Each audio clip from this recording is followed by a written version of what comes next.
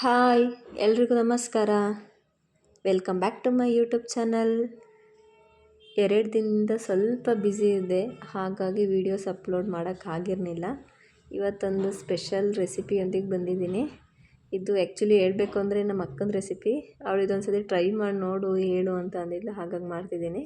ಕ್ವಿಕ್ಕಾಗಿ ಮಾಡೋವಂಥದ್ದು ನೋಡು. ಇಲ್ಲಿ ನಾನು 1.5 ಸ್ಪೂನಷ್ಟು ಬಿಳಿ ಎಳ್ಳು, ಹಾಗೆ 1.5 ಸ್ಪೂನಷ್ಟು ಜೀರಿಗೆ, ಒಂದು ದಪ್ಪ ಗೆಡ್ಡೆ ಬೆಳ್ಳುಳ್ಳಿ, ಒಂದು 5 ಬ್ಯಾಡಗಿ ಮೆಣಸಿನ್ಕಾಯಿ, ಒಂದು 10 ಖಾರದ ಮೆಣಸಿನ್ಕಾಯಿ, ಒಂದು ಅರ್ಧ ಕೆಜಿಯಷ್ಟು ಟೊಮೆಟೊ, ಎಣ್ಣೆ ತೊಗೊಂಡಿದ್ದೀನಿ. ನಂತರ ಇಲ್ಲಿ ಹೇಗೆ ಮಾಡೋದು ಅಂತ ನೋಡೋಣ. ಒಂದು ಬಾಣಲಿ ಇಟ್ಟು ಆ ಬಾಣಲಿ ಸ್ವಲ್ಪ ಬಿಸಿ ಆದಮೇಲೆ ಒಂದು 2-3 ಸ್ಪೂನಷ್ಟು ಎಣ್ಣೆ ಹಾಕ್ತಿದ್ದೀನಿ. ಎಣ್ಣೆ ಹಾಕಿದ ನಂತರ ನಾನಿಲ್ಲಿ ಜೀರಿಗೆ ಹಾಗೆ ಬಿಳಿ ಎಳ್ಳನ್ನು ಹಾಕ್ಕೊಂಡು ಅದ್ರ ಬಣ್ಣ ಬದಲಾಗಬೇಕು. ಒಂದು 2-3 ನಿಮಿಷ ಫ್ರೈ ಮಾಡಿಕೊಂಡ್ರೆ ಸಾಕಾಗುತ್ತೆ.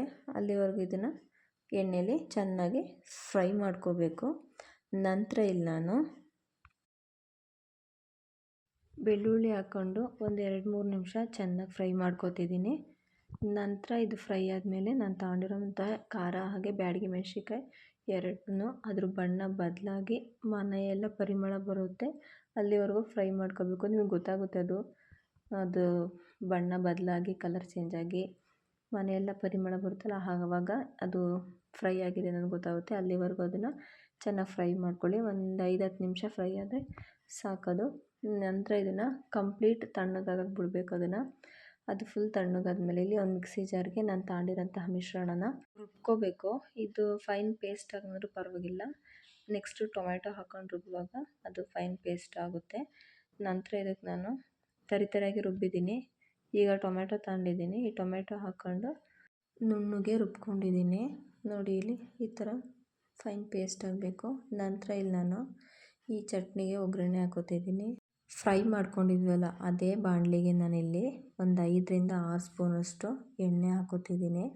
ಎಣ್ಣೆ ಕಾದ ನಂತರ ಇಲ್ಲಿ ಸಾಸಿವೆ ಹಾಕ್ಕೊಂಡು ಸಾಸಿವೆ ಚಿಟಪಟ ಅಂದ ತಕ್ಷಣ ಇದಕ್ಕೆ ಕರಿಬೇವಿನ ಸೊಪ್ಪು ಹಾಕೋತಿದ್ದೀನಿ. ಇದಕ್ಕೆ ಯಾವುದೇ ರೀತಿ ಈರುಳ್ಳಿ ಬೆಳ್ಳುಳ್ಳಿ ಯಾವುದನ್ನು ಬಳಸೋ ಹಾಗಿಲ್ಲ, ಬರೀ ಸಾಸಿವೆ ಮತ್ತು ಕರಿಬೇವಿನ ಸೊಪ್ಪಿನ ಒಗ್ಗರಣೆ ಕೊಡೋದು.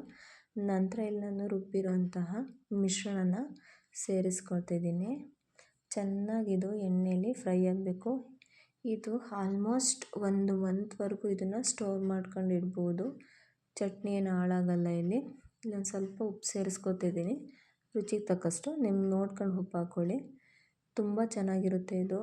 ಅರ್ಜೆಂಟಾಗಿ ಏನಾದರೂ ಮಾಡ್ಕೋಬೇಕು ಅಂತೇಳಿ ಸಾಂಬಾರಿಗೆ ತಲೆ ಓಡಲ್ವಲ್ಲ, ಆ ಟೈಮಲ್ಲಿ ಕ್ವಿಕ್ಕಾಗುತ್ತೆ. ಮತ್ತು ಹುಷಾರಿಲ್ದಲೆ ಬಾಯಿ ರುಚಿ ಸಿಗಲ್ಲ ಅನ್ನೋರಿಗೆ ಇದು ತುಂಬ ಟೇಸ್ಟಿಯಾಗಿರುತ್ತೆ. ಇದು ಚಪಾತಿ ಜೊತೆ ಎಲ್ಲ ತಿನ್ನೋಕ್ಕೆ ಇನ್ನೂ ತುಂಬ ಚೆನ್ನಾಗಿರೋವಂಥ ಕಾಂಬಿನೇಷನ್ ಚಟ್ನಿ ಇದು.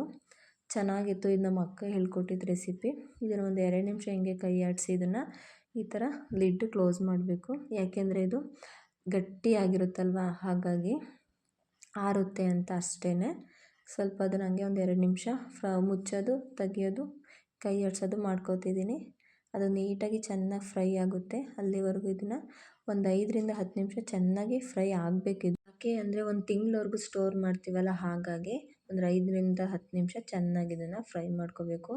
ಎಣ್ಣೆ ಜಾಸ್ತಿ ಇದ್ದಷ್ಟು ಈ ಥರ ಒಂದು ತಿಂಗಳವರೆಗೂ ಸ್ಟೋರ್ ಮಾಡೋ ಪದಾರ್ಥಗಳು ಯಾವುದೂ ಹಾಳಾಗಲ್ಲ. ಹಾಗಾಗಿ ಫೈನಲ್ ಇದು ಕಂಪ್ಲೀಟ್ ತಣ್ಣಗಾದ್ಮೇಲೆ ಇದನ್ನು ಸ್ಟೋರ್ ಮಾಡ್ಕೊಂಡು ಇಟ್ಕೋತಿದ್ದೀನಿ.